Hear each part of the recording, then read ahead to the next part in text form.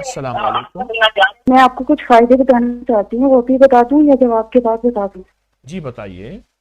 اور سورۃ طارق کی آخری آیات پڑھیں تو شوہر ایسے لگتا ہے جیسے نا آپ کے ساتھ مطلب سارے مسائل حل ہو جاتے ہیں. ایک تو جو آپ 11 والا عمل بتاتے ہیں نا، جی جی اس سے تو لڑائی جھگڑے ویسے ہی ختم ہو جاتے ہیں. لیکن یہ ہوتا ہے سورۃ طارق کی جو آخری آیات میں نے 2-3 دن سے پڑھنی شروع کی ہیں، تو اس سے پیار محبت میں بہت زیادہ اضافہ ہو جاتا ہے. پہلے وظیفے سے کون سی لڑائی کس وظیفے سے ختم ہوتی ہے؟ حکیم صاحب 11 والا اگر عمل کرے نا تو لڑائی نہیں ہوتی، ورنہ شوہر سے چھوٹی چھوٹی بات سے مسئلہ ہو جاتا تھا، کیا عمل اب کرے؟ نہیں ہوتا.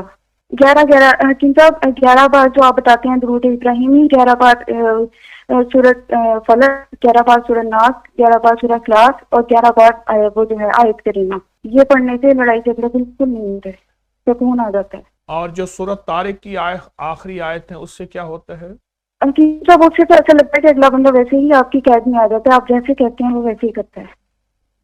ماشاءاللہ ماشاءاللہ. پہلی دفعہ کسی مائی سے اور سنا حکیم کہ میاں صاحب قید میں آ جاتا ہے.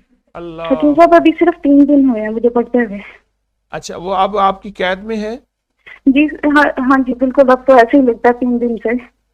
اللہ الحمدللہ. مظلوم بیچارہ. حکیم صاحب میرے کچھ سوال بتا دیجیے. لکھا ایک تو مجھے پردیس اپنے حل قسمت میں وظائف کی وطن کو اجازت. یاد کیا کرنا، جہاں بے درد حاکم ہو وہاں فریاد کیا کرنا.